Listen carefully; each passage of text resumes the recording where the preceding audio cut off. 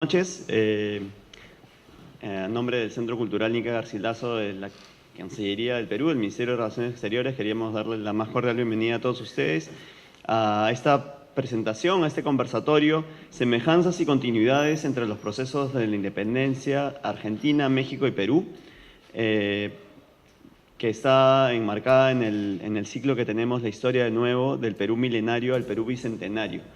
Como saben, el Perú está próximo ya a celebrar su bicentenario, el 2021, y nuestra idea es empezar con esta serie de conversatorios. Ya hemos empezado, por supuesto, con esta serie de conversatorios, pero en esta noche especialmente vinculando los procesos de independencia de dos países hermanos cercanos al Perú y que tienen de alguna manera relación justamente con este proceso en nuestro país. Estamos muy contentos por tener a Marcelo Perretta. Él es argentino, es asesor de la Dirección de Asuntos Globales de la Dirección General de Relaciones Internacionales del Senado de la Nación Argentina, secretario general del Consejo de Trabajo y Asuntos Gremiales del Instituto Internacional de Derechos Humanos y miembro del Instituto Nacional Browniano, asociado correspondiente del Instituto Sanmartiniano de nuestro país.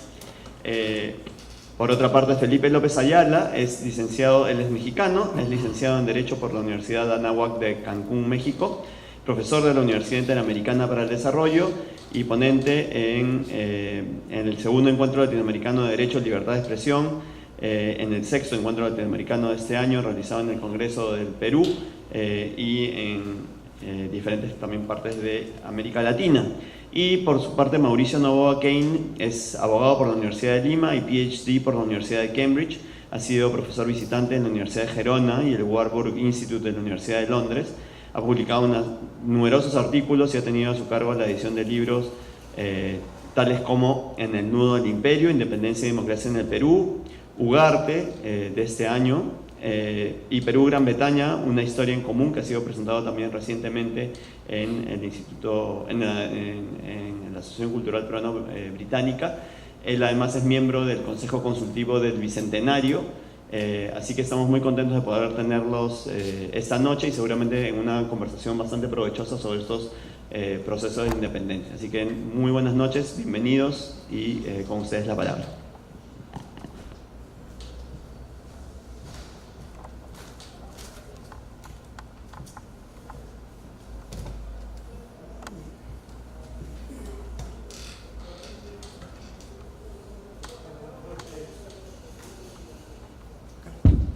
Buenas noches a todos los presentes.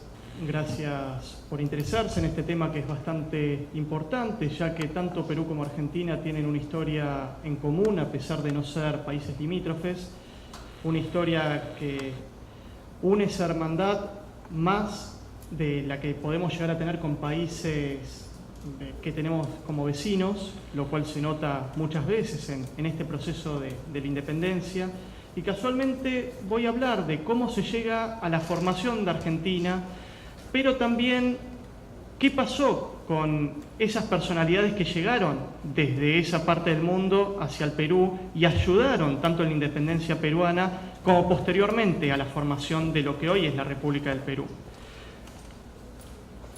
También lo que voy a hacer es un paralelo entre lo que pasaba en el entonces Virreinato del Río de la Plata y luego con la vida del libertador José de San Martín, el cual comienza una formación militar en España, y voy a dar estos puntos claves para entender cómo se va formando su carácter y su idea para llegar a la organización de nuestros países. En primer lugar, como pueden ver en esa imagen, se encuentra el Virreinato del Perú y el del Río de la Plata, uno que se crea en 1542 a través de las leyes nuevas del rey Carlos I de España, y posteriormente en 1776 se va a concretar la formación del Virreinato del Río de la Plata, que es el antecesor, podemos decir, administrativo de organización de territorio de lo que va a ser Argentina, y allí se puede decir que el puerto de Buenos Aires se pone para hacer un frente al puerto del Callao, que era el puerto más importante que tenía la corona española en sí en estas tierras americanas. En ese momento en el año 1778 en lo que era Yapeyú, lo cual era parte de las misiones jesuitas que luego, cuando se expulsa a los jesuitas del territorio del Río de la Plata, va a llegar Juan de San Martín y va a ser el gobernador el que va a encargarse de ese territorio para mantener lo que eran estas colonias que la Iglesia administraba y también encargarse de los nativos del lugar, que eran más que nada parte de nativos guaraníes. Por eso también se la conocía como las misiones guaraníes, que como saben, toda la parte guaraní se encontraba en lo que hoy es Paraguay y parte de Argentina. Entonces, Juan de San Martín, que nace en 1728 y va a morir en 1796, se va a encargar de este departamento, ya que era la administración de ese entonces del virreinato, todo pasado por Buenos Aires, que era la capital del virreinato, y junto con Gregoria Matorras, que van a nacer en 1738 y morir en 1813, se van a afincar en este territorio y van a tener hijos, tanto del lado del río Uruguay, que hoy es parte de Uruguay, y del lado de la provincia de Corrientes, en Yapeyú, que ahí es donde van a nacer en 1778 José Francisco de San Martín y Matorras. Así es como van a terminar yéndose a España, pero primero, en ese tiempo, va a aparecer el levantamiento, de los primeros levantamientos en el territorio sudamericano, como es el de Túpac Amaru II en 1780 y que va a terminar siendo sofocado en 1782. Pero es un punto clave este levantamiento porque va a ser el que va a inspirar a varios futuros patriotas que estaban por las zonas del lo que era el Alto Perú, como por ejemplo Bernardo de Monteagudo, entre otros. Y en ese tiempo, en 1786, San Martín va a entrar en el llamado Seminario de Nobles de Madrid. Ahí es donde va a comenzar su carrera militar, en el ejército español. Y en 1789 va a estar en el llamado Regimiento de Murcia, que ahí podemos ver una imagen con el uniforme de ese regimiento de Murcia. Y en 1791, y es un dato también muy importante, va a tener su bautismo de fuego en Orán, en África, donde se va a destacar y por eso va a empezar a ascender bastante rápido luego en este ejército español. Volviendo a nuestro territorio, para hacer este paralelo que decía, este es un tema que poco se toca a nivel latinoamericano y a nivel europeo, pero en Argentina nos lo enseñan prácticamente desde el colegio, desde la primaria, que son las conocidas invasiones inglesas. ¿Y qué fue esto? En 1806, Gran Bretaña, sabiendo de este poderío que tenía el puerto de Buenos Aires para el tema comercial y más que nada por ser un punto estratégico para llegar luego al Pacífico y extenderse en Sudamérica, intenta tomar Buenos Aires, y tanto así que lo logra tomar por un mes y medio aproximadamente, con una flota de 1.200 hombres, donde va a estar liderada por Beresford, el cual era un general inglés bastante importante, pero que va a empezar a decaer su figura luego de ser derrotado. ¿Por qué esto? Obviamente, Buenos Aires no estaba preparada para una invasión, y más que nada no existían ni siquiera las milicias. Por lo tanto, cuando se logra tomar esta ciudad y la bandera de Inglaterra va a flamear en el fuerte de Buenos Aires, que era donde estaba el gobernador, a partir de ahí, varios de los que estaban apoyando a la corona española, como por ejemplo era Santiago de Liniers, va a ir hasta Montevideo y va a formar ahí un ejército para poder reconquistar la ciudad. Y tanto así que lo logra, conociendo más que nada la parte geográfica y con este apoyo de las distintas formaciones de ejército que estaban desparramadas cercanas a Buenos Aires. Y eso se va a conocer como la Reconquista, donde Beresford va a tener que rendirse y vuelve nuevamente en 1806, prácticamente a mediados, a ser parte de lo que era la corona española. Pero ahí no queda la cosa. En 1807, una flota bastante importante Dijimos que la primera era de 1.200 hombres. Bueno, una flota de 12.000 hombres manda en Gran Bretaña para tomar nuevamente Buenos Aires. Y con esto ya se va a encontrar con una formación de milicias que no estaba en la primera invasión. Por lo tanto, no logran en ese momento tomar Buenos Aires y van a ser replegados. Pero se van a quedar dando vueltas y va a pasar el tiempo, cosa que en 1833 ahí es donde se va a tomar las Islas Malvinas, las cuales tenían un gobernador que era Bernet, y con la pequeña población de argentinos que había en ese entonces, porque ya existía la llamada Confederación Argentina en ese entonces, ya no eran Provincias Unidas del Río de la Plata, van a ser despojados de ese lugar y Gran Bretaña va a plantar la bandera hasta el día de hoy, que es un conflicto que ustedes conocen bastante bien. Pero como decía, a partir de 1807 van a existir estas milicias y se va a crear la Legión de Patricios Voluntarios Urbanos de Buenos Aires, o conocido actualmente como Regimiento 1 de Patricios, el cual, este regimiento va a estar liderado por una de las figuras nacidas en Potosí, en actual Bolivia, que era Cornelio Saavedra, el cual va a tener un papel fundamental en lo que sería la llamada Revolución de Mayo. Pero antes de eso, volviendo a la vida del general San Martín, allí va a pasar donde él empieza, estando en el ejército español, a destacarse, primero contra los franceses, luego también va a estar en la llamada Alianza, que va a destacarse en la batalla, en el combate de la Albuera. ¿Y quién estaba a cargo de ese, por decir, regimiento? Que en sí no era un regimiento, sino de los barcos, pero ¿quién estaba encargado de la estrategia? William Carr Beresford, el mismo que había tratado de tomar Buenos Aires en 1806.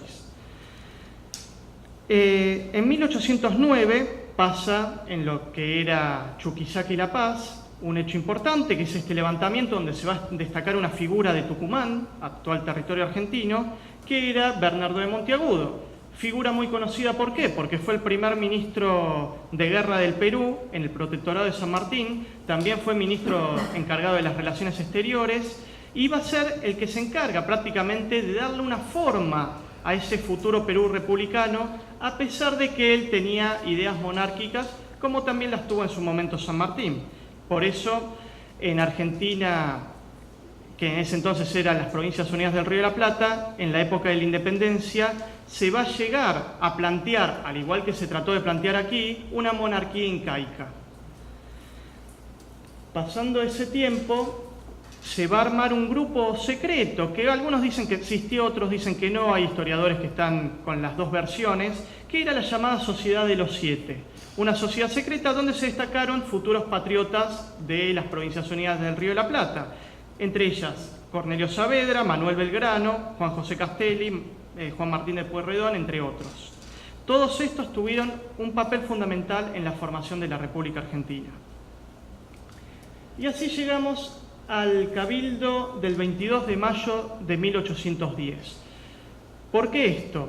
En ese momento es donde se va a hacer este levantamiento de la población de Buenos Aires, pidiéndole al entonces virrey que estaba encargado, que era Baltasar Hidalgo de Cisneros, que querían un cabildo abierto para poner autoridades propias. ¿Por qué esto? Porque, como sabemos, por lo general se les daba más derechos a los nacidos en España que a los criollos, a los nacidos aquí en el territorio americano. Por lo tanto, esto, y más el tema comercial, empieza a generar bastantes conflictos, se hace una revuelta y se pide este cabildo abierto. Bien, se hace el cabildo abierto, pero ¿cuál es el gran problema? Después de todo el debate que se hace, se pone una junta de gobierno patrio, entre comillas, que iba a estar encabezada casualmente por el entonces virrey Cisneros. Esto deja inconforme a la población, porque en realidad quería un cambio y era volver a meter a la misma persona a la cabeza.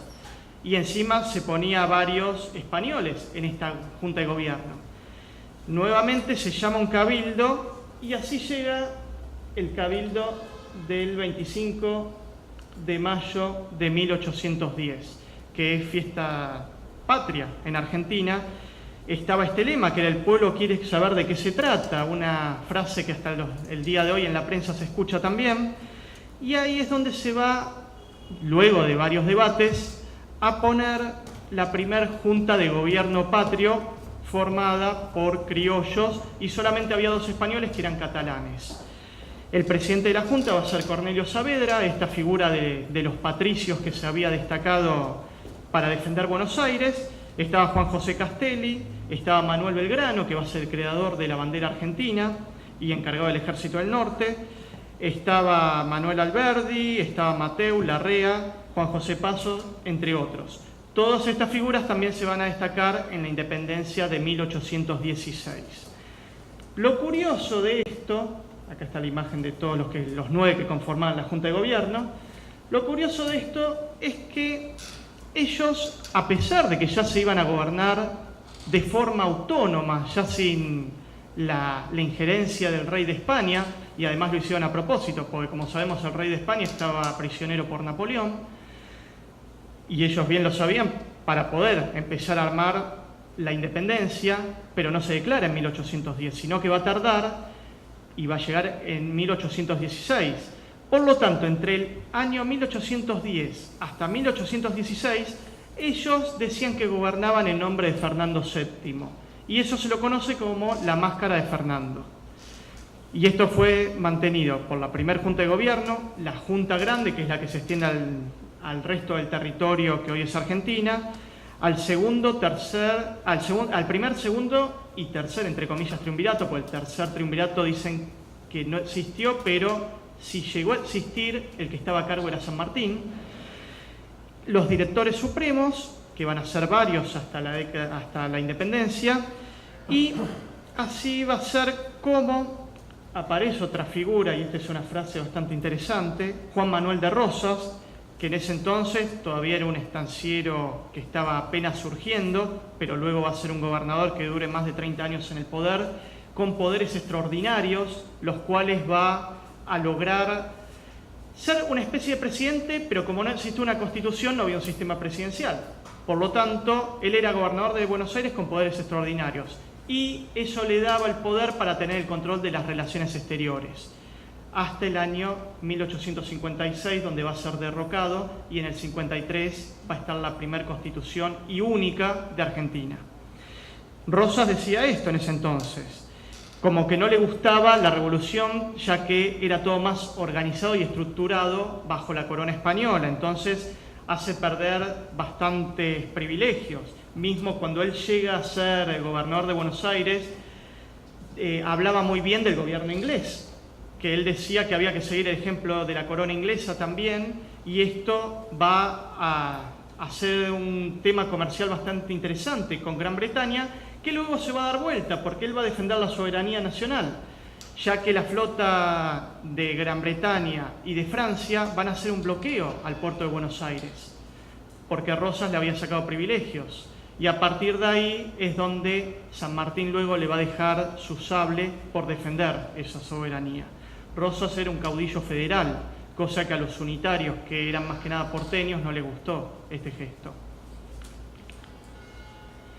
Estas dos figuras fueron fundamentales en el primer gobierno patrio de 1810, pero como siempre comienzan los conflictos internos. Entonces, el presidente de la Junta, que era Cornelio Saavedra, que como dijimos nació en Potosí, Bolivia, se empieza a pelear con Mariano Moreno, que es el que va a fundar el primer periódico patrio, entre otras actividades que empieza a generar para extender la revolución de Buenos Aires al resto del territorio.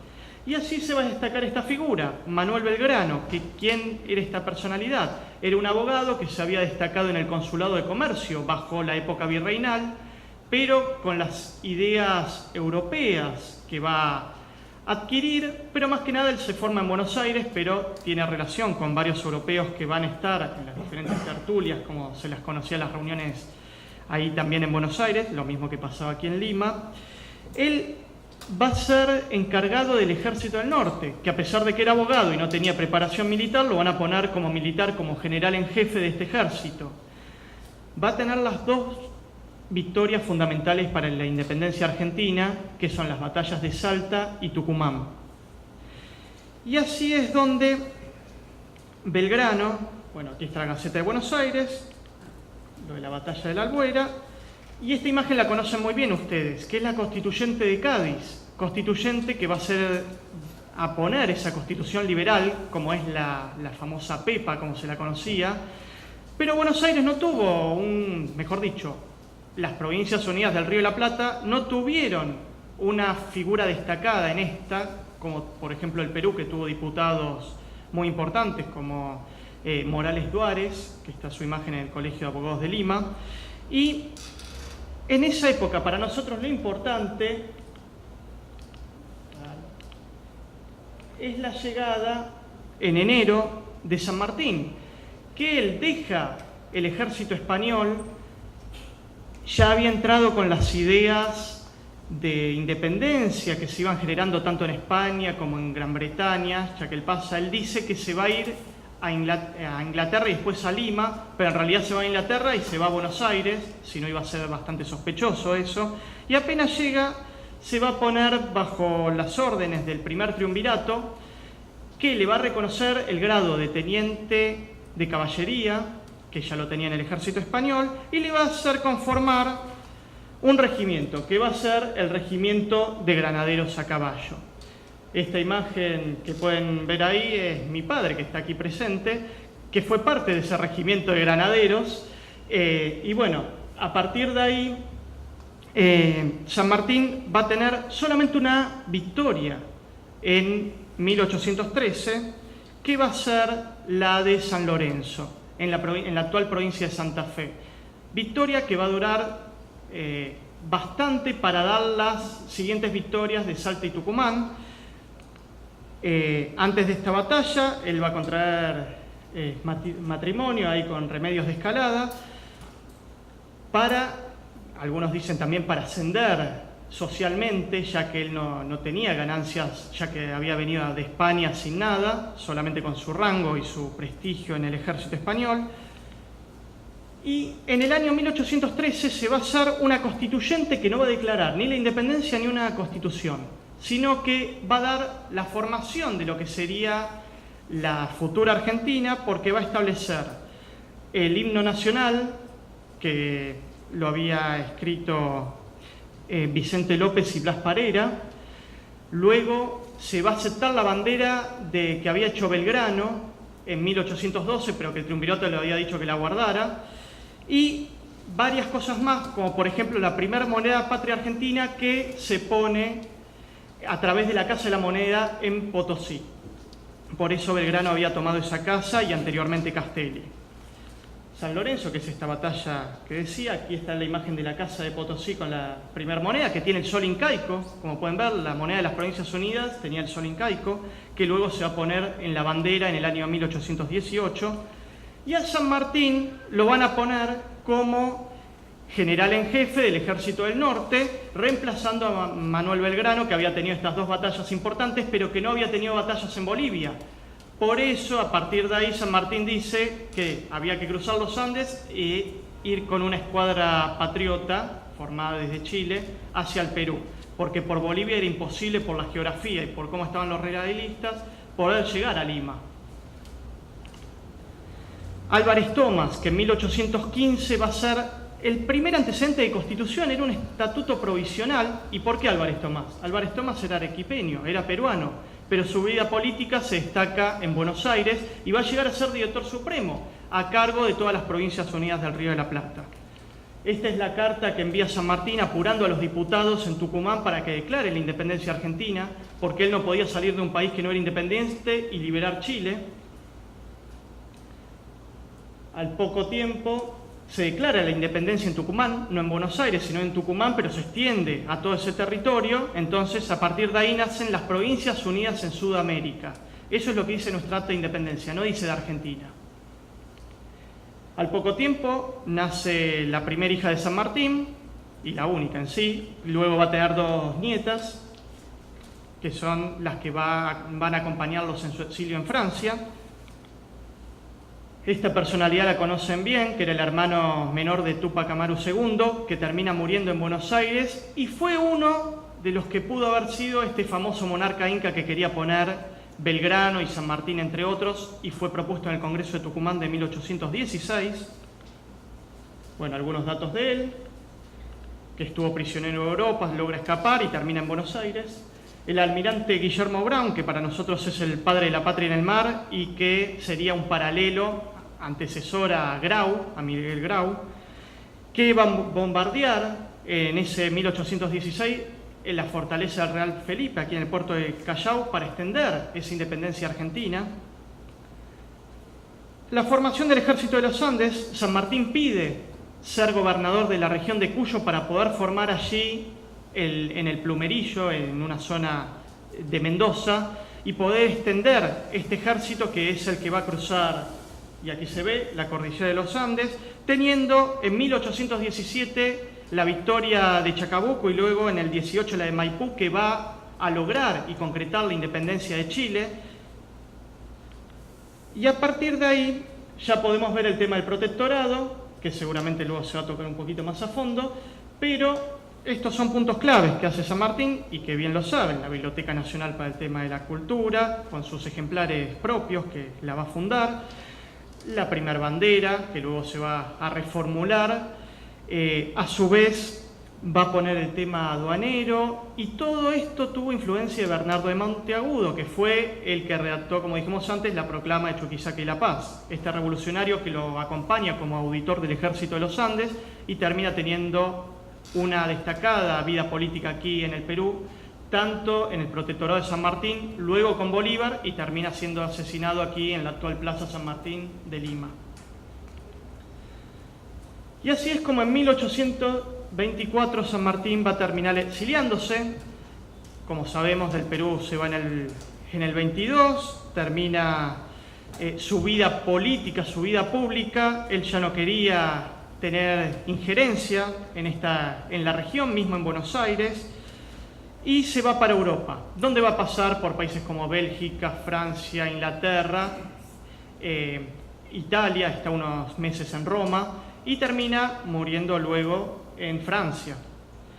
Pero quedó su legado, porque a pesar de que él se va del Perú, se van a destacar varias personalidades en esta tierra, como por ejemplo Mariano Necochea, el cual va a ser el que comande todos los ejércitos, a pesar de que Bolívar era la cabeza, en las pampas de Junín, donde va a terminar siendo herido, pero destacado luego en el parte que se va a poner de esta batalla, y va a terminar muriendo también aquí en Lima a cargo de la Casa de la Moneda. En las Provincias Unidas del Río de la Plata estaba el conflicto entre los unitarios y los federales. Ya nombramos antes a Juan Manuel de Rosas, pero uno de los generales de San Martín, que era Juan Galo Lavalle, se va a destacar también por este territorio, mismo en Ecuador, y por eso se lo va a conocer como el León de Riobamba, porque luchó en esta famosa batalla. Y lo interesante es que era antepasado del primer presidente civil constitucional del Perú, que, como bien conocen, era Manuel Pardo y Lavalle, que es asesinado en el actual Museo del Congreso y la Inquisición. Esta es la frase que se notaba en esa época: mientras no hubiera igualdad entre las provincias, no habría posibilidad de consolidar un Estado nacional. Y así es como se va a llegar luego a la Constitución, que va a aparecer el nombre Argentina, que ya se nombraba en ese tiempo, pero todavía no estaba oficialmente puesto. En 1853 se va a poner esta Constitución, que forma nuestro país. San Martín va a morir en Boulogne-sur-Mer en el año 1850, el 17 de agosto, y en el testamento que hace 2 años antes, en 1848, hay un punto importante, adicional, que es el que pone que va a devolver el estandarte de Pizarro, que se lo da el pueblo peruano, el Congreso que él había armado, como gratitud. Entonces el mariscal Castilla, que se carteaba bastante con él, va a pedirle en una de sus cartas si podía devolver eso, entre ellos también las cartas de Santa Rosa, que San Martín le dice que nunca las tuvo, y cumple con su palabra y en el testamento pone este artículo adicional. Esta es la imagen donde están los restos de San Martín en la Catedral de Buenos Aires, cuidada por los granaderos, este regimiento que él formó. Y un legado más actual, podemos decir, a pesar de que también es de fines de 1800, es Roque Sáenz Peña, que fue presidente de Argentina, pero anteriormente él viene a brindar su apoyo al Perú, va a ser uno de los generales, capitanes de Bolognesi, bajo las órdenes de Francisco Bolognesi. Va a estar en el Morro de Arica, va a ser el que diga cómo muere Bolognesi heroicamente, y por eso es bastante considerado como un héroe aquí en el Perú, que hay un monumento muy lindo en la avenida Javier Prado de él. Posteriormente va a ser presidente de Argentina, que va a ser el que ponga y termine con el fraude electoral la ley Sáenz Peña, aprobada por el Congreso en 1912, que es la del voto secreto, universal y obligatorio. Estas son dos instituciones que forman y constantemente van hablando de la memoria de San Martín: el Instituto Sanmartiniano de Argentina, formado por Pacífico Otero, un historiador muy importante, en 1933, y en el año 1935, también impulsado por Pacífico Otero, se va a formar el Instituto Sanmartiniano del Perú. Así que bueno, esto es un resumen rápidamente de cómo se llega a la formación de Argentina, su relación con el Perú y la vida del libertador don José de San Martín. Muchas gracias.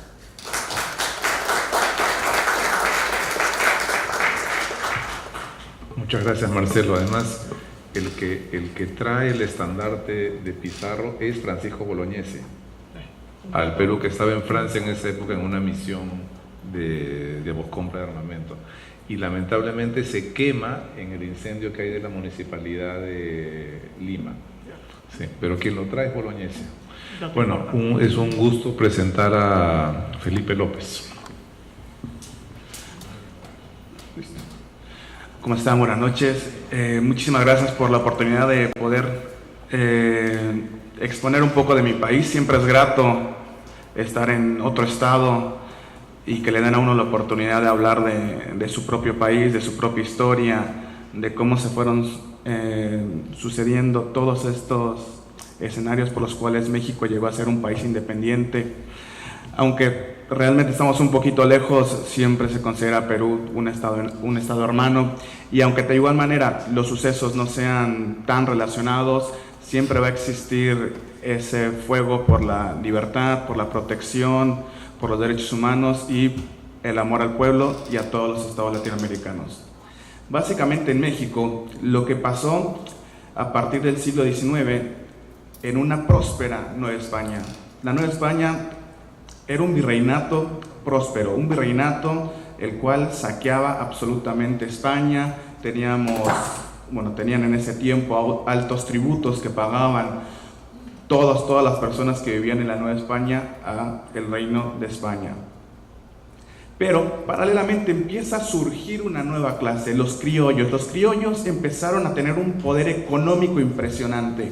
El problema era que, como eran hijos de españoles que habían nacido en el Nuevo Mundo, no eran considerados de igual manera como nobles para España. Por ende, no podían acceder ni a grandes puestos políticos, ni a grandes puestos en el gobierno, ni siquiera en el clero. Podían aspirar a ser sacerdotes, pero no podían aspirar a más. Esto empezó un descontento descomunal dentro de esta nueva clase social. Asimismo, teníamos otra desigualdad muy grande. Los mestizos se encontraban en el limbo. ¿Por qué? Porque no pertenecían ni a españoles, no pertenecían ni a criollos, ni los propios pueblos originarios, ni los propios pueblos prehispánicos los iban a considerar como uno o como parte de ellos. Por ende, no encajaban en ningún círculo social. Más abajo de ellos teníamos a los pueblos prehispánicos, los pueblos indígenas, que todavía hasta nuestro tiempo protegemos en México. Los indígenas, lamentablemente, eran un pueblo oprimido, que en algún momento fueron respetados por quien fue el conquistador de México, Hernán Cortés. Hernán Cortés les prometió que iba a respetar su linaje, que iba a respetar el liderazgo, ya sea de los caciques, ya sea de los tlatoanis, ya sea de cualquier tipo de líder que tuvieran en su cultura.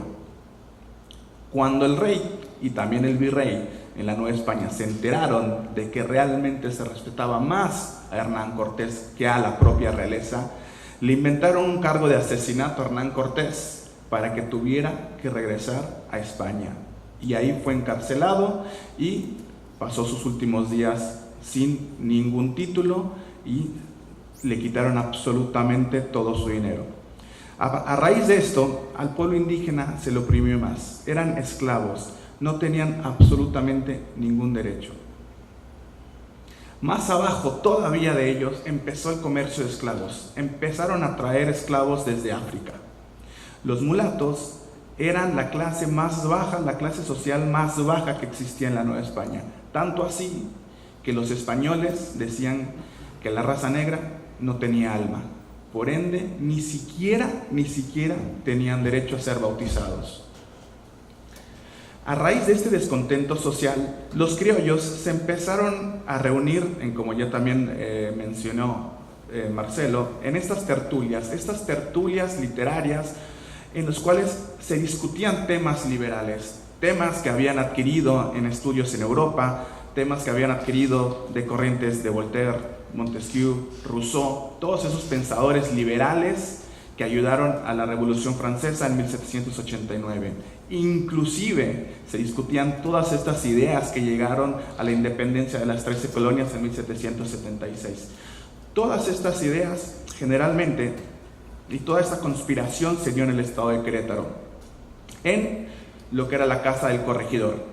En la Nueva España existía un gobernador mayor y un gobernador menor. El gobernador mayor de cada estado se llamaba corregidor. En la casa de uno de ellos, en Querétaro, se empezaron a reunir los conspiradores principales que dieron paz a nuestra lucha de independencia. Juan Aldama, Ignacio Allende, y en estas tertulias, y es algo que muchos historiadores no tocan, la mujer tuvo un papel impresionante, un papel primordial. ¿Por qué? Porque eran las mujeres de todas estas personas quienes organizaban las tertulias. No solo eso, la propia esposa del corregidor, que es la corregidora Josefa Ortiz de Domínguez, fue quien empezó con los planes de la conspiración. Incluso fue apresada y llegó a tener libertad durante la Guerra de Independencia, y todavía a espaldas de su esposo siguió apoyando a la conspiración de la Guerra de Independencia. Otro ejemplo también tenemos a Leona Vicario y a su esposo Andrés Quintana Roo, que fueron arduos personajes que profesaron ese clamor por la independencia en México. A Leona Vicario la agarraron, fue apresada y lamentablemente durante la Guerra de Independencia la pasó encarcelada, y ya cuando culminó la guerra en 1821 fue liberada y pudo ver todo el esfuerzo plasmado en un acta de independencia. Pero bueno, los burgueses, los criollos, necesitaban un líder carismático, como en muchas guerras de independencia. Necesitaban un líder que uniera las masas, un líder que moviera las masas. Y es por eso que invitaron a uno de los próceres más importantes que va a tener México, el cura Miguel Hidalgo. El cura Miguel Hidalgo era español, pero tenía muchas ideas progresistas, muchas ideas liberales. El cura Miguel Hidalgo estaba en contra de la opresión de los pueblos indígenas, en contra de la esclavitud, y más que eso, también estaba resentido con el gobierno español. ¿Por qué? Porque la habían incautado y había sido despojado de todos sus bienes patrimoniales debido a todas estas ideas liberales que tenía. Por ende, tenía otra excusa para conspirar en contra del Imperio Español. A raíz de esto, se empieza a planear cuándo se iba a empezar el movimiento independentista en México. Se estaba planeando realmente que fuera a finales de septiembre y no a mediados de septiembre, el 16 de septiembre para ser más exacto, como ocurrió. Lamentablemente, como en todas estas historias de conspiración, siempre hay un traidor. En este caso, a los conspiradores los traicionaron, y no solo eso, ordenaron al propio corregidor de Querétaro que persiguiera a los conspiradores y los encarcelara. La esposa, doña Josefa Ortiz de Domínguez, avisa y manda un mensaje a los conspiradores de que ya habían descubierto el plan de la Guerra de Independencia. Los conspiradores ya se habían enterado por otro lado de esto, y no les quedó otra cosa que adelantar el grito de independencia. En una conversación que tuvo Miguel Hidalgo con Aldama y con Allende, manifestó una de las frases más importantes y más relevantes que dio, que les dijo: muchachos, no hay otra más que ir a coger gachupines. Y es así como el 16 de septiembre de 1810, en una iglesia en Dolores Hidalgo, el cura Miguel Hidalgo da el grito de independencia. Empezando a mover a todos los pueblos indígenas, siendo el líder carismático de este movimiento insurgente, empezó a tomar ciudad por ciudad. Pero ¿qué le faltaba al movimiento independentista? No tenía una organización muy establecida, no tenía tantas armas, no tenía tanto dinero. Por ende, tenían mucha relación con Estados Unidos, a lo que se les ocurrió ir hacia el norte, cruzar la frontera y ya regresar con un ejército absolutamente armado y con todas las provisiones y dinero que iban a necesitar para continuar la guerra. Lamentablemente, en su cruzada hacia el norte, fueron atrapados y fueron enjuiciados. Aldama y Allende fueron procesados y fueron fusilados en ese instante. ¿Qué pasaba con Hidalgo? Hidalgo era un cura, no lo podían matar. El juicio de Hidalgo tuvo que verse dilatado. ¿Por qué? Porque estaban esperando que desde España le quitaran el cargo de cura. Y fue hasta que llegó esta resolución cuando lo pudieron condenar a muerte. ¿Cómo era el fusilamiento en esos tiempos? Era de espaldas y era vendado. Te vendaban los ojos para fusilarte. El cura Miguel Hidalgo, impresionante, hombre de carácter, dijo: no, a mí si me van a fusilar, me fusilan de frente y sin vendas. Y no solo eso, cuando se enfrentó y se puso enfrente del batallón de fusilamiento, se puso la mano en el corazón y les dijo: disparen hacia mi mano derecha. Ante todo este fervor y esta llama de este movimiento insurgente, a la muerte de todas las cabecillas, no había realmente un nuevo líder que pudiera unir a todos los demás movimientos insurgentes. Hasta que llegó uno de los propios discípulos de Miguel Hidalgo, otro cura, José María Morelos. José María Morelos, quien fue encargado de emprender la rebelión en el sur de México. Tomen en cuenta que México era 2 veces lo que es ahora. México llegaba a Texas, México llegaba a California. México tenía el doble de territorio de lo que tiene ahora. Entonces, Morelos, encargado de la rebelión del sur, se convirtió en el líder absoluto de la guerra de independencia. Morelos logró tener por fin un ejército disciplinado. Logró por fin unir a todos los líderes. No solo eso, en 1813 Morelos lo que logra es que se redacte la primera acta de independencia de México. Y no le llamaban México, le llamaban América Septentrional. No solo eso, Morelos redacta lo que se llama, o lo que se conocería como la primera constitución que tuvo el México independiente, los sentimientos de la nación. Un documento progresista, un documento liberal, en el cual manifestaba no más clases sociales, una división de poderes, un México independiente. Llegó la nueva Constitución. Posterior a eso, en 1814, por fin se celebra la Asamblea Constituyente y formalmente se elabora la Constitución Mexicana de 1814, en la cual a Morelos se le nombra como principal portador del Poder Ejecutivo. Era un acta donde obviamente la nación iba a ser católica, donde al pueblo se le otorgaba la soberanía, muy importante, y en el cual Morelos iba a tener la calidad de Alteza Serenísima, a lo cual Morelos refutó y dijo: yo soy un siervo de la nación. Morelos lamentablemente cae preso y de igual manera es fusilado. Asimismo, como era un cura, se dilató todo su proceso. ¿Qué pasó? Entramos en la última etapa del proceso de independencia mexicano, que básicamente eran guerras de guerrillas, porque no había un líder suficientemente importante y suficientemente fuerte que pudiera liderar a los insurgentes. Pero llegó Vicente Guerrero, un general importantísimo que peleó a capa y espada por la independencia mexicana. El ejército realista nombra como líder del ejército español a don Agustín de Iturbide. Don Agustín de Iturbide era un poco más pensante, también era un poco más conspirador. ¿Por qué? Porque siempre iba a velar por sus intereses. Don Agustín de Iturbide lo que hizo es querer llegar a un arreglo con los insurgentes y les dijo: vamos a hacer un plan en el cual yo los voy a indultar, pero hasta aquí llegó la guerra. Vicente Guerrero le dijo: no, nosotros no somos criminales, nosotros queremos la independencia. ¿Qué te parece? Te unes a nuestro bando y tú vas a quedar como el ejecutivo de nuestro país. A lo cual Agustín de Iturbide acordó, y en ese momento se creó el Ejército de las Tres Garantías: unión, religión e independencia. En ese momento se creó lo que se llama el Plan de Iguala, un plan independentista en el cual aún íbamos a tener o íbamos a depender de la corona española, pero iba a ser un México independiente.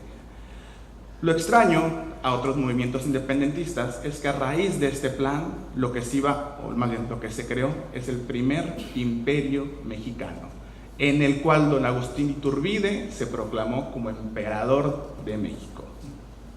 Algo que ningún otro movimiento en Latinoamérica había querido. Y así, en 1821, el 17 de septiembre, entró el ejército trigarante a la Ciudad de México, que fue el Ejército de las Tres Garantías, proclamando y constituyendo el primer imperio mexicano. Posteriormente, 3 años después, a los demás insurgentes no les agradó ese día, no les agradó la idea de seguir teniendo un imperio, por lo cual se derrocó a don Agustín de Iturbide y por fin tuvimos un primer presidente.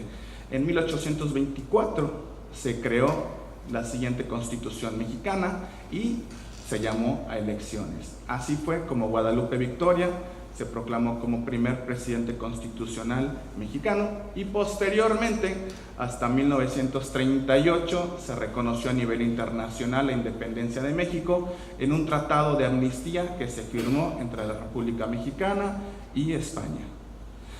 Básicamente, y en muy resumido y muy rápido, estos fueron los factores importantes que llevaron a México a ser el país que es ahora, con similitudes y muchas diferencias a lo que fueron los procesos tanto en Argentina como en el Perú. Muchísimas gracias.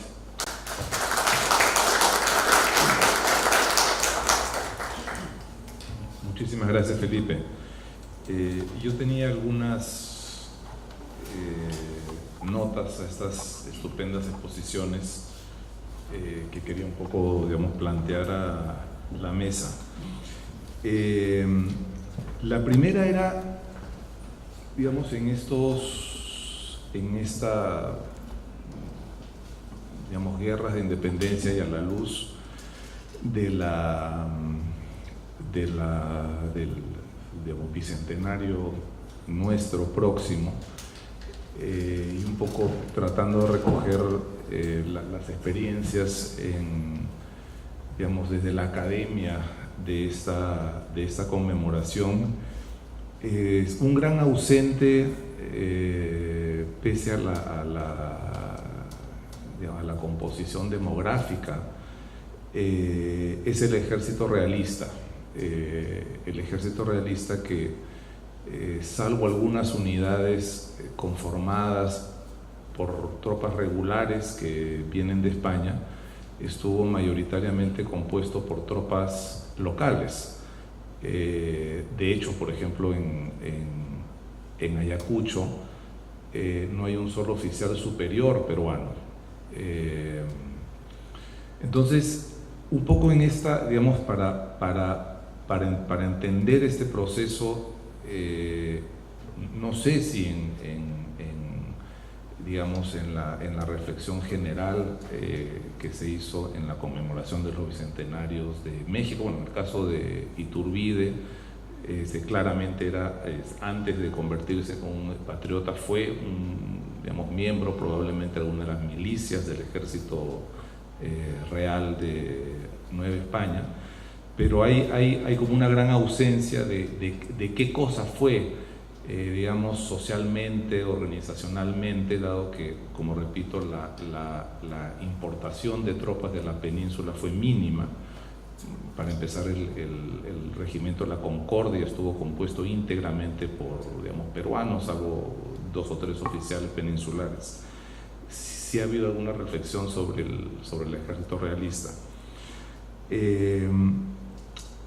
La otra es a propósito de las reflexiones que nos plantea Marcelo, que es una inquietud que yo he tenido a propósito de una última publicación, es si efectivamente se ha podido trazar la influencia en el ámbito militar de la campaña peninsular. Es decir, no solamente está el caso de San Martín, que pelea, digamos, lo que se llaman las guerras peninsulares, sino en el caso peruano está, digamos, Miller, que es un oficial que incorpora a San Martín al ejército de los Andes, que pelea dentro del ejército de Wellington, y probablemente si se hace un rastreo, digamos, de la oficialidad británica que acompaña a San Martín, probablemente encontremos más de estos, digamos, veteranos. Y no sé, otra vez, si en las reflexiones se ha podido rastrear cuál fue la digamos, influencia de esta campaña, de algunas de las tácticas militares o la influencia militar del ejército de Wellington, que en el fondo de alguna manera arrastra lo que quedaba digamos, guerrillas y tropas leales a Fernando VII. En tercer lugar, en fin, otra cosa que es muy interesante es a propósito de lo que ha mencionado Felipe y Marcelo, es realmente hasta qué punto en estas juntas que efectivamente se autoproclaman la independencia desde el cabildo como unidad política, y es un fenómeno que ocurre tanto en España como en América Latina, en donde la unidad política de referencia no es la nación, que es un concepto, digamos, ajeno, sino es la localidad, es el propio cabildo. Y Gustavo Rodríguez nos contaba antes de entrar aquí que es un fenómeno que ocurre en el Perú, ocurre ciertamente en España y está documentado en el libro de Martínez Marina, sobre la teoría de las cortes. Existen una serie de alzamientos individuales, ¿no? En el caso peruano está Huaura, está Lima, está Trujillo, está Tacna. Son alzamientos, digamos, que se proclaman desde la localidad. Entonces, la idea de la nación es esa pequeña unidad política que por lo demás es la unidad política que funciona o se articula desde el virreinato. Entonces, yo no sé si, digamos, esto es algo que se ha documentado para el caso peruano, para el caso de Ecuador está el libro de Peña, y no sé si en el caso de Argentina y en el caso de México, que en fin, la configuración es similar al Perú, hay una especie de rastreo de estos alzamientos individuales. Y por otro lado, esta teoría o esta evidencia un poco, digamos, desmitifica, y en ese sentido yo tengo una ligera discrepancia con, digamos, Felipe, desbarata la influencia real de las lecturas de digamos, de la Revolución Francesa o el liberalismo británico clásico en estos procesos. Es decir, si uno rastrea, y hay algunos ejemplos, digamos, varios trabajos que han aparecido desde la década de los 90 de bibliotecas de abogados o de sacerdotes y personajes públicos, es decir, aquellos cuyas bibliotecas están registradas en los inventarios de bienes, en las notarías, la presencia de literatura, digamos, liberal europea es prácticamente inexistente. Entonces, es probable en ese sentido que la fuente, como lo revela el libro de Martínez Marina, más bien hayan sido la literatura jurídica española, o sea, las 7 partidas, que tiene efectivamente toda una teoría del cabildo como último reducto de la ciudadanía. Otra vez, en el caso, yo he visto inventarios de bibliotecas en el caso chileno, en el caso peruano, en el caso ecuatoriano, no sé si en el caso, digamos, argentino o en el caso mexicano, efectivamente estos libros aparecen, y sería interesante ver en las bibliotecas de quiénes aparecen, ¿no? O sea, todo estudio de las bibliotecas es muy complicado, ¿no? Yo creo que los 3 que estamos sentados en la mesa, y probablemente muchos de ustedes tengan, digamos, bibliotecas que ocupen más de un estante, y evidentemente cada vez que entramos a esos estantes está claro que no leemos todo lo que tenemos en nuestros estantes, y esto mismo pasa cuando se hacen inventarios de bibliotecas de hace 200 años. Y finalmente,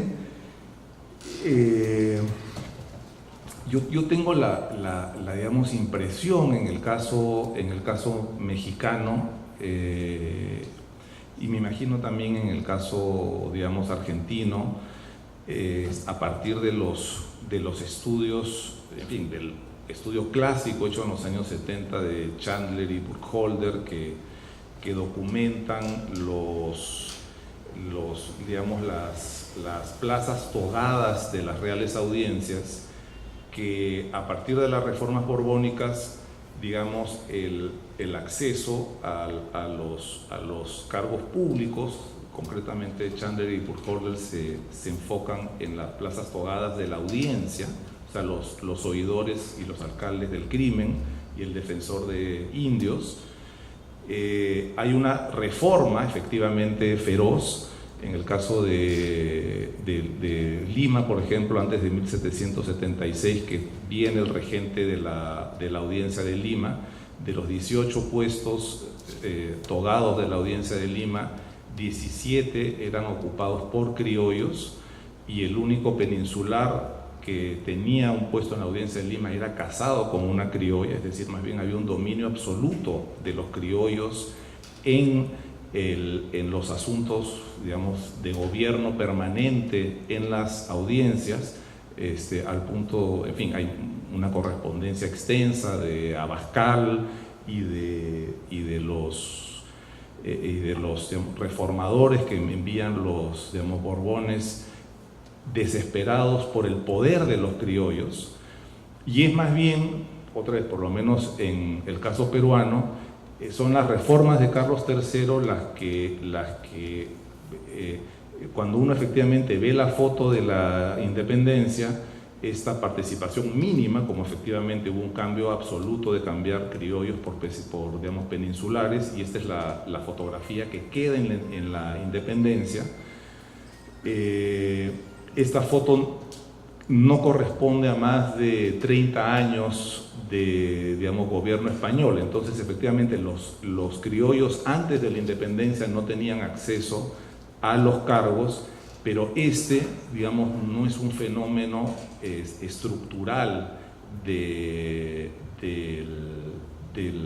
digamos, virreinato en general, sino más bien es una reacción de la corona para tener mayor control de estas colonias, que, como ya lo ha demostrado David Brading en sus estudios de remesas dentro del Imperio Español, nunca México y Perú juntos alcanzaron el nivel de regalías para el imperio como lo fue Castilla, lo cual, digamos, explica, en fin, por ponerlo en términos sencillos, la Catedral del Cusco, las 30 y tantas iglesias en Ayacucho, porque era un dinero que, digamos, prioritariamente se quedaba ahí, y probablemente las reformas borbónicas, que llegan con una reforma fiscal radical hayan querido poner coto a ese dominio criollo, ¿no? Así que, en fin, les dejo esas reflexiones.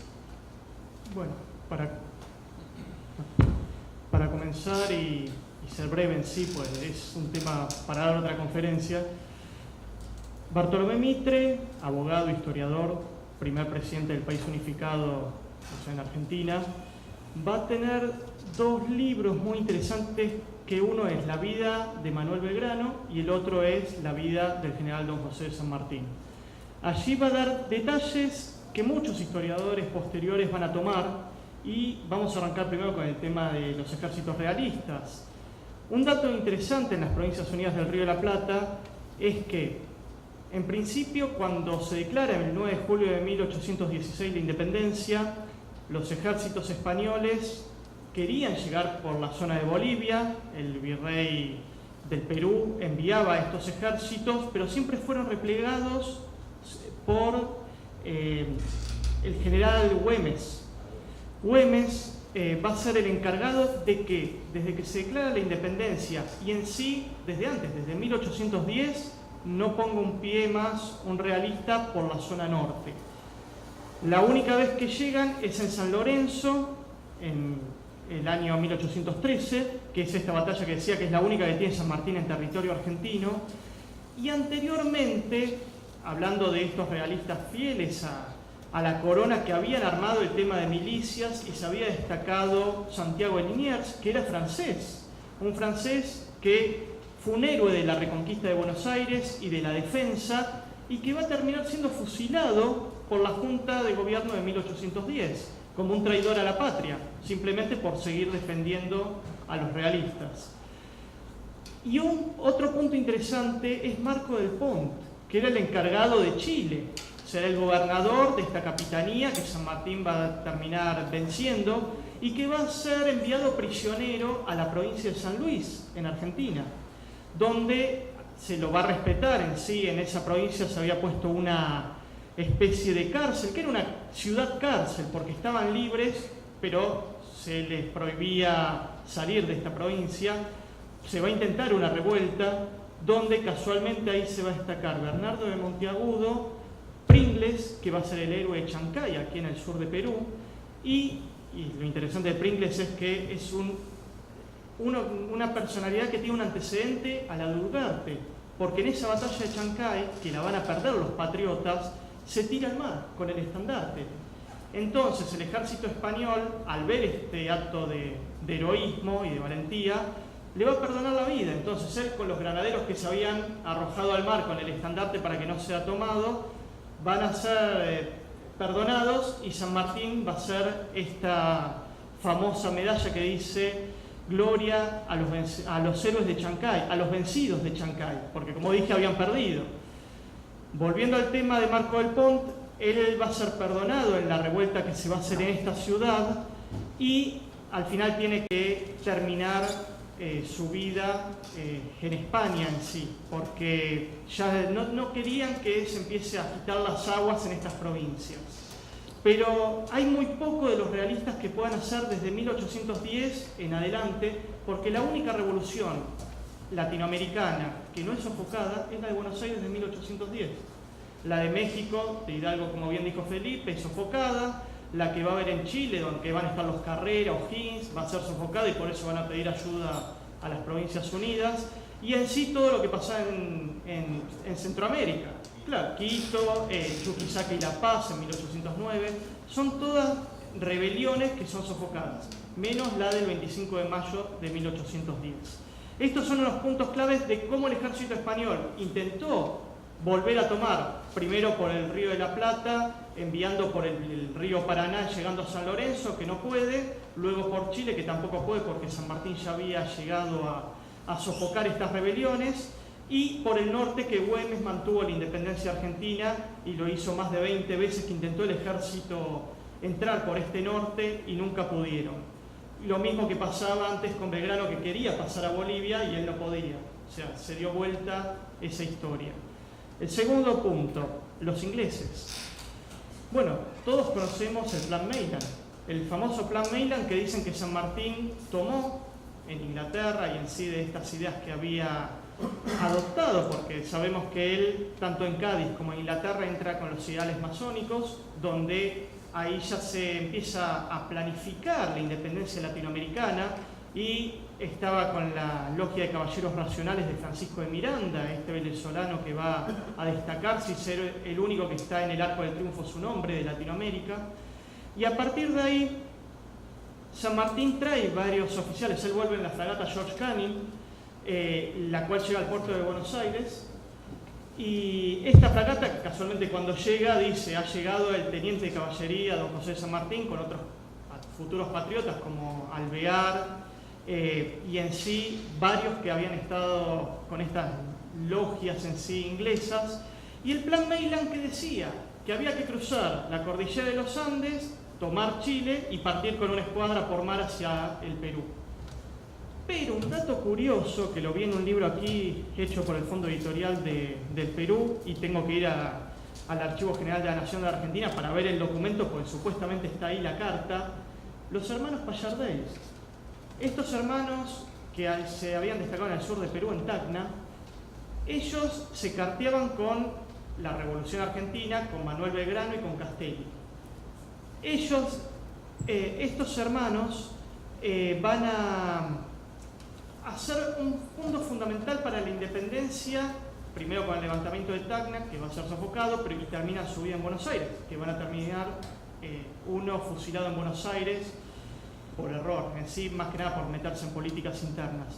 Pero habían escrito una carta donde en el año 1813, en principio usaban la bandera argentina como símbolo de la Revolución de América, que era la celeste, o sea, la celeste azulada y blanca, que había hecho Belgrano en 1812. En el 13, ellos aquí en Tacna, y la encuentran enterrada, que está en el museo. Un dato curioso, porque hasta ese momento la Asamblea del año 13 todavía no aceptaba la bandera de Belgrano, la acepta en ese entonces. Y en esta carta, uno de ellos propone el plan de cruzar los Andes, tomar Chile y avanzar con una escuadra por mar hacia el Callao. Volviendo al tema inglés, el almirante Guillermo Brown, en realidad era William Brown porque era irlandés, y es el padre de la patria en el mar en Argentina y el formador de la Armada Argentina, que él va a formar su vida ahí, se va a dedicar a la política, va a ser gobernador de la provincia de Buenos Aires, y es alguien de Gran Bretaña en sí que fue fundamental en ese territorio del Río de la Plata. Miller, como bien se dijo, uno de los héroes que viene con la corriente del sur, en sí que se va a destacar, y que está en el panteón de los próceres aquí. O sea, hay varios que han sido puntos fundamentales, pero en las Provincias Unidas está esta corriente de San Martín, y Brown creo que es el simbolismo más que nada del Imperio Británico en territorio de las Provincias Unidas del Río de la Plata.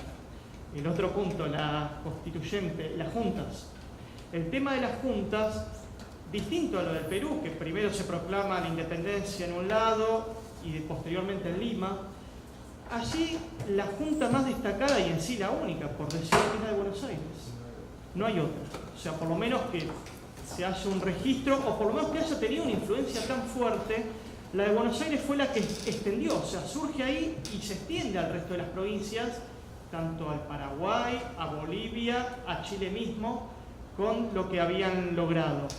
Por lo tanto, esta junta es la que se va a destacar, y en el año 1812, por eso tampoco se envía un representante en sí a la constituyente de Cádiz, porque ya se estaban gobernando por sí solos, cosa que tanto México como el Perú mandan diputados destacados, y las Provincias Unidas en sí envían más que nada espías para ver lo que pasaba allá. Luego, posteriormente, de esta constituyente de Cádiz, la constitución termina siendo Bolivia. Pero la Junta de Buenos Aires es la fundamental. Y el último punto, no recuerdo.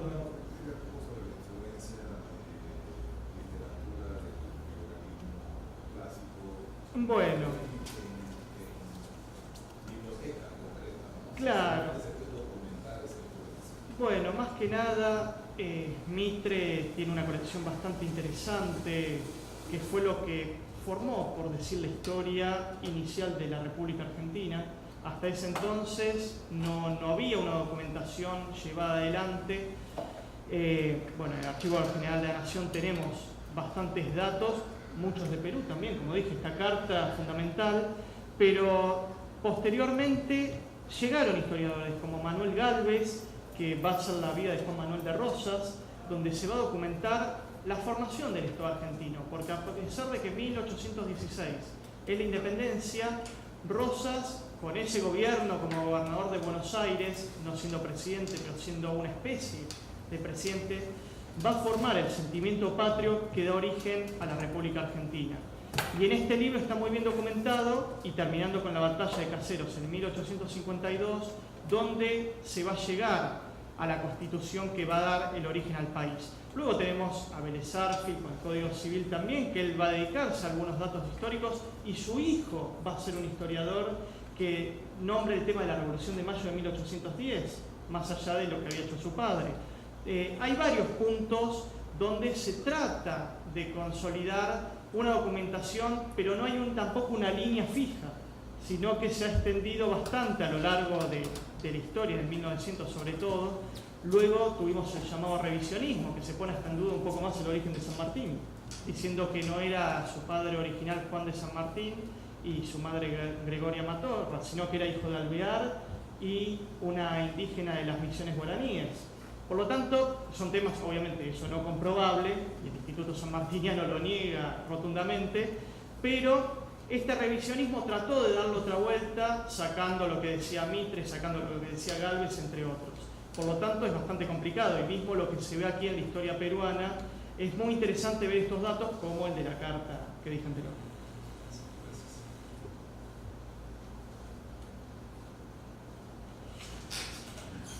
Bueno, nada más ampliando un poquito el tema de los textos liberales, tomen en consideración que muchos de los criollos de esta clase ascendente iban a estudiar a Europa, y muchos se encontraban en Europa cuando se empezó el movimiento de insurgencia en México.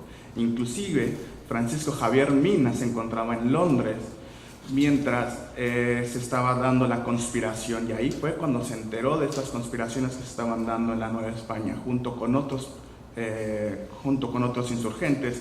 Inclusive frailes, Fray Servando Teresa de Mier se encontraba en Londres, otros se encontraban en Francia, y muchos de ellos salieron desde Liverpool, se fueron a Baltimore, y desde Estados Unidos fueron como ingresaron a México.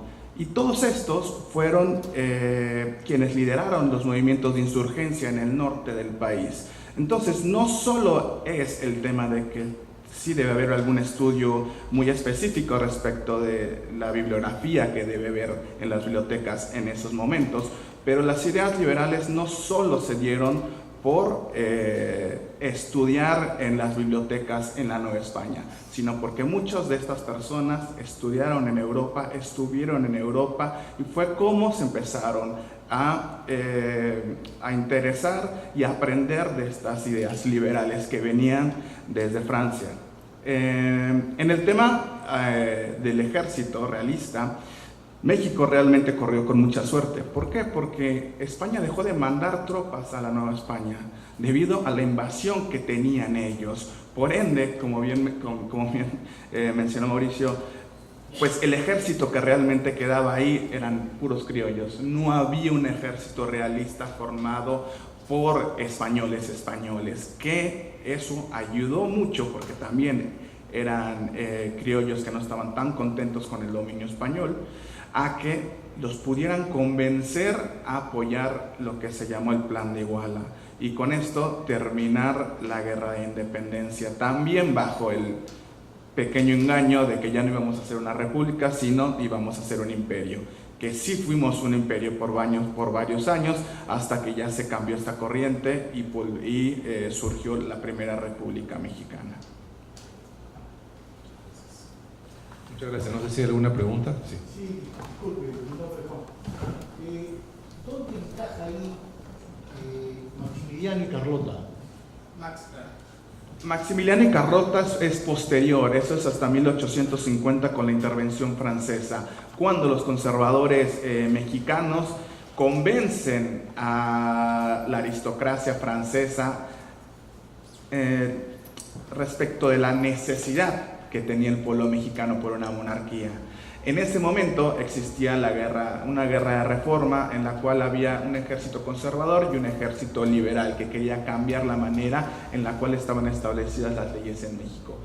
En ese momento, a raíz de una intervención tripartita entre España, Inglaterra y Francia, fue como se empezó a convencer a Francia de la necesidad de una monarquía en México. Y fue cuando envían a Maximiliano de Habsburgo, después de que el ejército mexicano sufrió varias derrotas por parte del ejército francés. Afortunadamente, tanto el ejército español como el ejército inglés se retiraron, todo a raíz de una deuda que México ya no podía pagar porque estábamos en una guerra interna, en esta guerra de reforma.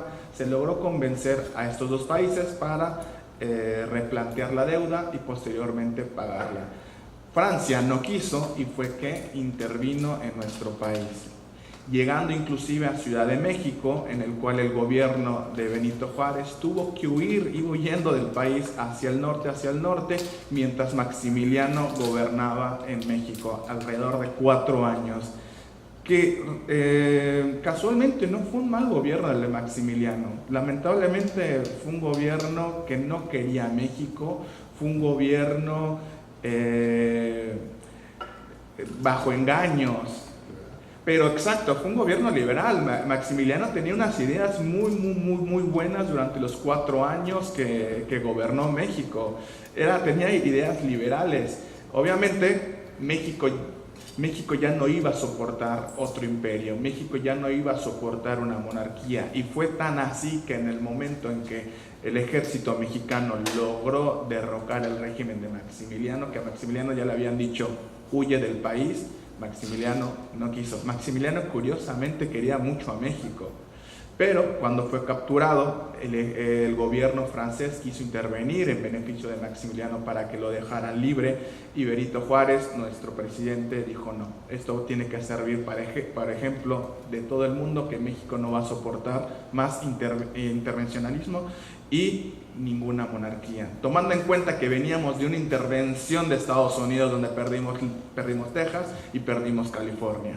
Entonces, lamentablemente, Maximiliano sirvió como un ejemplo y fue fusilado, y en sus últimas palabras dijo viva México. Y les dejó el traje de mariachi, que fue un invento de él, ¿no? La calle Reforma, una de las principales de Ciudad de México, lo construyó para Carlota, que también hay diferentes teorías de que hicieron matrimonio arreglado y para básicamente un matrimonio basado en relaciones. Una pregunta. Una afirmación que tiene que estar en la base, o sea, de estas reflexiones sobre el centenario. Primero, que no hay imperio bueno en vista de lo que han expuesto, en la medida de que, o sea, a México le quitan más de la mitad de su territorio. Argentina actualmente tiene una invasión de su territorio en las Malvinas. Para los peruanos sigue siendo las Malvinas argentinas. En ese sentido, interrogantes. Somos independientes de un reino anterior, en este caso políticamente, esa es el fin de la cuestión en el caso de España. Ahora, España participará en este bicentenario cuando el año 21 celebremos, salvo que haga una mea culpa. Pero es difícil para los imperios, o sea, hacerse autocríticos. Y por otro lado, o sea, lamentar, o sea, lo que ocurre pues actualmente en un país hermano como Venezuela, en la que el papel que juega México, o sea, es un papel preponderante en defender, o sea, los principios de autodeterminación de los pueblos. Me parece valeroso de parte del pueblo mexicano y de su gobierno actual, o sea, ese papel que está jugando. Finalmente, ¿somos independientes?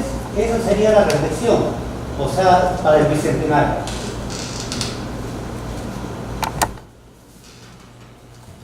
Bueno, para agregar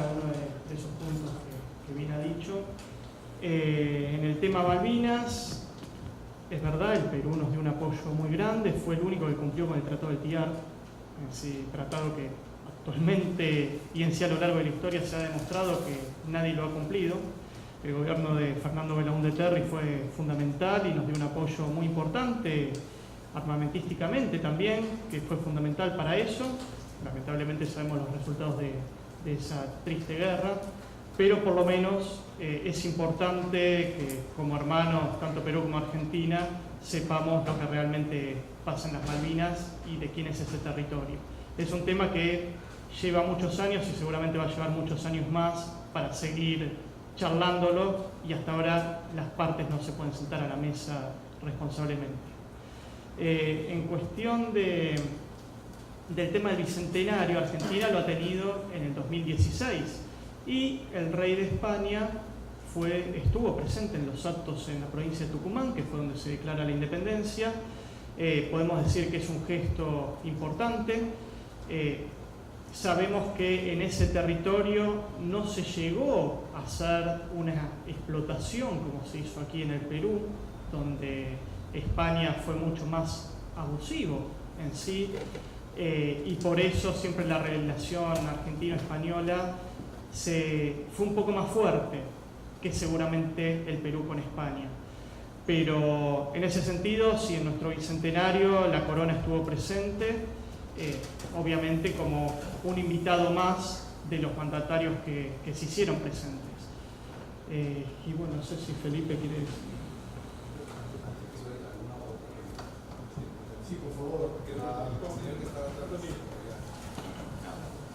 Hola, buenas noches a todos. Bueno, sí tengo varias preguntas, espero que no les moleste que esté un poco nervioso. Ya. Tengo una cuestión acerca de la independencia del Perú, ¿no? Siempre ha habido esta cuestión de que la independencia peruana fue más que nada traída y no tanto que haya nacido aquí mismo. Esto por el hecho de que, por ejemplo, en la batalla de Ayacucho, el grueso del ejército realista era en realidad conformado por peruanos, y el ejército libertador era conformado por ejércitos de Chile y de Argentina, ¿no? Luego está la cuestión de... siempre hay un asunto que nunca me ha quedado claro. ¿Cuál fue el criterio que que tienen los países para decidir su fecha de independencia? Porque no es un criterio que sea homogéneo, ¿no? En el caso del Perú, por ejemplo, no se tomó la fecha de la rebelión de Tupac Amaru o la rebelión que hubo en el Cusco en 1814, si no me equivoco, o en México se tomó con el grito de Hidalgo, ¿no? Y en Argentina se toma con el Cabildo de Buenos Aires. ¿Cómo es que se eligieron? Bueno, posteriormente seguramente, ¿cómo eligieron los países? Es decir, ya, a partir de esta fecha vamos a contar que somos independientes y esta fecha la vamos a tomar como la fecha para celebrar nuestra independencia. Y finalmente hay una última pregunta, es acerca de que no sé si es una corriente, pero sí estos estudios que están surgiendo más que nada de historiadores españoles, en especial de una historiadora española que tiene un libro llamado Leyenda Negra e Imperiofobia, que más que nada habla de alguna manera trata de negar que el Imperio Español haya sido ese gran monstruo que nos cuentan que fue, ¿no? Y más que nada atribuye esa mala fama que tiene España y que tienen los imperios en general, como lo tuvo el Imperio Romano, el Imperio Inglés, ahora actualmente Estados Unidos, a propaganda, ¿no? Incluso habla de que le achaca mucho, por ejemplo, al cura de las casas, el que su documento, su libro, el de la breve relación de la destrucción de las Indias, fue usado más que nada como propaganda del gobierno inglés y así. Bueno, espero que no me haya tardado mucho. Muchas gracias.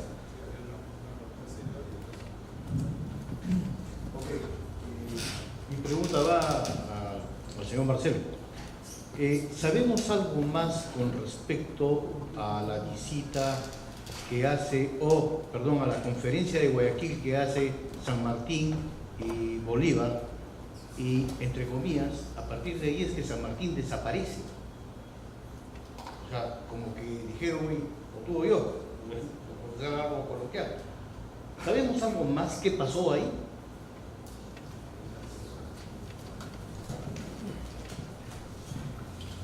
Sí, buenas noches. ¿cuáles fueron las razones por las que, o las principales razones por las que el Perú es el último país de la región en independizarse? ¿Y de qué manera este tipo de situación repercute o no, de qué forma en el desarrollo de la República misma? Contrastando un poco el Perú con los demás, en el desarrollo institucional, etc., ¿no?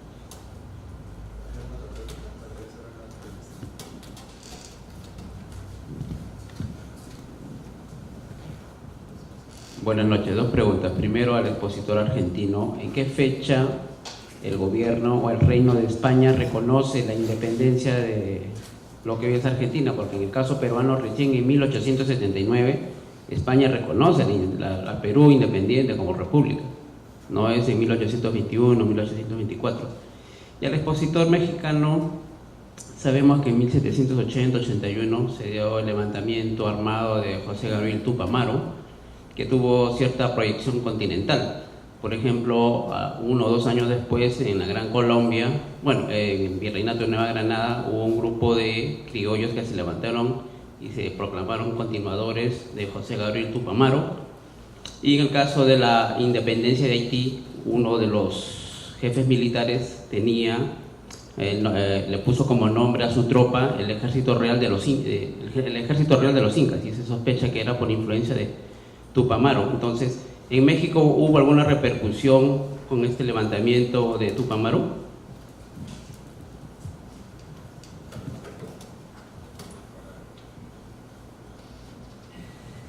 Bueno, vamos de atrás para adelante, que es lo más último. Bien, la corona española va a tardar, casualmente, al igual que pasó en la mayoría de los países de Latinoamérica, en reconocer la independencia argentina. ¿Y por qué esto? Porque Argentina no termina de conformarse, de consolidarse como país hasta 1860, que recién en esa década, y es un proceso que se va dando de a poco, en la década de 1860 se va a terminar reconociendo esta independencia. ¿Por qué? Porque también ya comienzan las relaciones españolas con Argentina por el tema comercial. Entonces, en esta década del 60, creo que era en el año 63 o 64. A partir de ahí es donde Bartolomé Mitre va a ser el primer presidente del país unificado, porque hasta el año 60 Argentina estaba dividida en dos. Estaba la Confederación Argentina, que el presidente era Justo José Urquiza y el último va a ser Derqui, van a ser esos dos. Y Bartolomé Mitre, que era una especie de presidente gobernador de la provincia de Buenos Aires. O sea, eran dos países totalmente distintos, tanto así que había dos constituciones, la Constitución de la Confederación Argentina y la Constitución de la provincia de Buenos Aires. Y en el 60 es cuando se logra conformar esta unión nacional, y por eso Mitre es el primer presidente, y por eso España ahí va a terminar de lograr aceptar la independencia. La otra pregunta, donde se habla de habías dicho sobre que el 25 de mayo de 1810 se toma la independencia argentina. En realidad no. La independencia argentina es el 9 de julio de 1816, a pesar de que la otra es donde se pone la primera junta de gobierno patrio, y a pesar de que desde ese entonces se gobierna por sí solo ese territorio. Pero en 1816 es donde se firma el Acta de Independencia de las Provincias Unidas en Sudamérica y se comienza a extender al resto del territorio lo que sería este sentimiento de independencia, para que tanto después lo tome Chile, después lo tome el Perú, y en ese sentido se concrete. Pero comienzan después las guerras civiles internas. Entonces es un punto interesante. La otra pregunta, sobre la conferencia. Bien, bueno, es una gran pregunta porque hay muy poco de ello en sí. Dicen que era puertas cerradas, por lo tanto, lo poco que se sabe es que San Martín termina cediendo por no tener un apoyo militar que era el que le iba a pedir a Bolívar. En sí, San Martín había prestado a Bolívar parte del ejército libertador del Perú, y por eso muchos granaderos se destacan en el Ecuador, en la Gran Colombia en sí, y nunca se los devuelve Bolívar. Por lo tanto, en esta conferencia es donde él va a pedir este apoyo porque no podía ya llegar a sacar a los realistas que se habían ido a refugiar en la sierra, en el Cusco. Lima en sí es donde ya estaba todo libre de realistas y por lo tanto lo poco que se sabe, o por lo menos lo poco que se ha visto por allí, se enseña en la historia argentina, es que a través de esta reunión San Martín se quiere poner bajo las órdenes de Bolívar como última instancia. Bolívar no lo acepta porque decía que no podían estar estos dos soles, no podían brillar estos dos soles, y por eso hay una carta posterior de San Martín diciéndole a Bolívar todo, que no había que tener un interés propio particular, que era lo que él notaba en la conducta de Bolívar, y tanto así que lo vemos, porque apenas San Martín decide retirarse del Perú, Bolívar dice, en sí entra en Lima, cosa que hasta ese momento él decía que su Congreso no le iba a dar el permiso para poder venir al Perú y tenía que encargarse de las otras batallas, que ya en sí estaba todo prácticamente arreglado, pero apenas se va San Martín, Bolívar entra y anexa al Perú a la Gran Colombia, que es lo último que se anexa, y el Perú es el primero en irse de esta Gran Colombia. Felipe, ahora sí. Bueno, por el tema del principio de autodeterminación de los pueblos y no intervención, es una de las más grandes aportaciones que de hecho tiene México hacia el derecho internacional, ya que ese principio que está en la Carta de las Naciones Unidas fue generado por el secretario de Relaciones Exteriores de México en 1930, que se llamaba Genaro Estrada. La doctrina Estrada es una doctrina de no intervención y libertad de autodeterminación de los pueblos, que obviamente fue generada en un momento del cual México venía de una guerra interna. Entonces, desde ahí se pospuso que nuestro país en cuestión de política externa no iba a intervenir en los asuntos de otros países, algo que ha sido respetado en la mayor parte de los periodos presidenciales que ha tenido nuestro país. Inclusive está en nuestra propia Constitución mexicana, en el artículo, si no estoy mal, es el artículo 80, menciona las facultades del Ejecutivo, y en las cuales, en la parte de llevar a cabo la política exterior de nuestro país, es el respeto de la autodeterminación de los pueblos y el no intervenir en los asuntos internos de ningún país. Respecto de la otra pregunta de las rebeliones de Tupac Amaru, realmente en México el movimiento indígena fue muy fuerte. Antes de la Guerra de Independencia hubieron dos movimientos muy fuertes, uno en el puerto de Veracruz, que realmente fue un movimiento de puros mulatos, el Negro Yanga, fue en 1609, y posteriormente un movimiento muy fuerte meramente indígena en Yucatán. Es un movimiento y una guerra que se inició por el indio Jacinto Canek. Obviamente todas las noticias de rebeliones en los diferentes virreinatos llegaban a todos. Por ende, no dudo que las ideas liberales, las ideas de las pequeñas y grandes rebeliones que han tenido en las diferentes virreinatos que constituían Latinoamérica, sirvieran de apoyo hacia posteriores movimientos insurgentes. Yo simplemente para cerrar voy a contestar algunas de las preguntas que se han hecho sobre el caso peruano. Digamos, empezando por esta reflexión que nos hacían sobre los imperios. Digamos, el Perú ha sido una especie de vórtice de diversos imperios a lo largo de su historia. Está el imperio Chavín, el imperio Chimú, el imperio incaico, el imperio español. Entonces esto, digamos, más que ponerlo en términos de dicotomía, es, digamos, parte de la historia de los, digamos, países, o sea, asignar una óptica actual a digamos, circunstancias que ocurrieron hace cientos de años es algo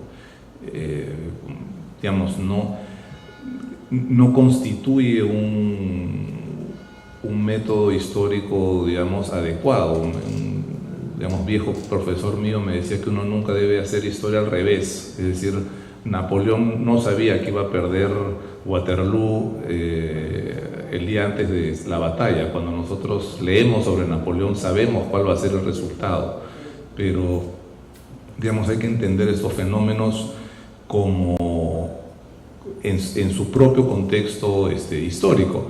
Y en el caso del Imperio Español, efectivamente de algún modo estas teorías de la leyenda negra, por ejemplo, los peruanos pocas veces nos hemos visto confrontados al hecho que en la propia España habían virreyes. O sea, Cataluña tenía un virrey, Valencia tenía un virrey, Milán tenía un virrey, Nápoles tenía un virrey. El imperio Habsburgo era un imperio, digamos, plurinacional, en el cual, digamos, cada una de estas unidades tenía una autonomía legal, jurídica, digamos, específica. Las leyes que se aplicaban en Milán no eran las mismas leyes que se aplicaban en el Perú. Un señor mencionaba este tema del regimiento de los incas y efectivamente eso es verdad, pero está quizás confundiendo este tema de Túpac Amaru con el regimiento de nobles incas patricios del Cusco, que existió hasta la rebelión de Túpac Amaru, porque al igual que en Milán, en donde se mantuvo la nobleza milanesa junto con los gobernadores, con, digamos, el virrey español, y eso es un libro magnífico de Sarah Chambers. En el caso peruano funcionaron las panacas reales del Cusco con representantes de la nobleza incaica, como funcionaba en el resto de países europeos que habían tenido monarquías anteriores, con total naturalidad. De hecho, el primer gran matrimonio que hay en el virreinato peruano es el matrimonio de la nieta de Huayna Cápac con un sobrino de San Ignacio de Loyola. Y la hija de ellos, o sea, una mestiza real, de hecho, el primer título nobiliario que se da en el Perú se da a una indígena, a esta señora, y la hija de ellos se casa con un primo hermano del rey de España, con Juan de Borja y Aragón, a la sazón embajadores del Reino de España en Austria.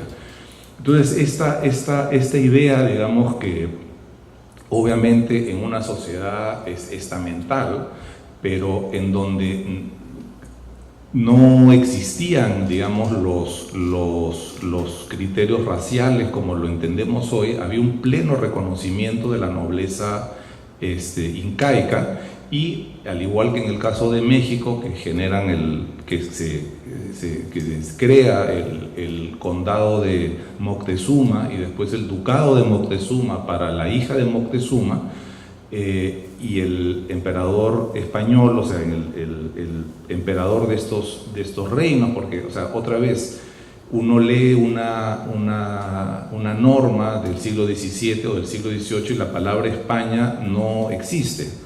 El rey era rey de Castilla, de León, de Aragón, del Perú, de México, gran duque de Milán. Es decir, son monarquías en donde estos pueblos, donde estas naciones están agregadas. No es, digamos, como el Imperio Soviético, por decirlo de alguna manera, que es algo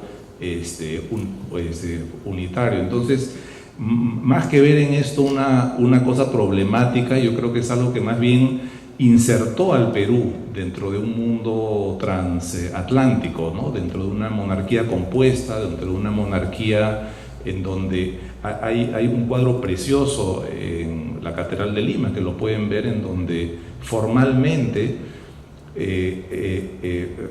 Fernando VII es de jure el último inca rey del Perú, porque Carlos V hay una traslatio imperi, igual que en el caso mexicano, en donde la corona de los incas pasa al emperador de España, y hay un cuadro que dice efigie de los incas reyes del Perú, que empieza con Manco Cápac y termina con Fernando VI, porque jurídicamente la monarquía incaica, igual que la monarquía mexicana, no se eliminan, de la misma manera que el Gran Ducado de Milán o reino de Nápoles formalmente no se eliminan, sino que los reyes, los Habsburgos, pasan a ser los titulares de esas unidades, digamos, políticas, de la misma manera que ese mismo rey era rey de León o de Valencia o de Galicia, no de España. O sea, España, es curioso porque el primer rey de España jurídicamente es Juan Carlos I.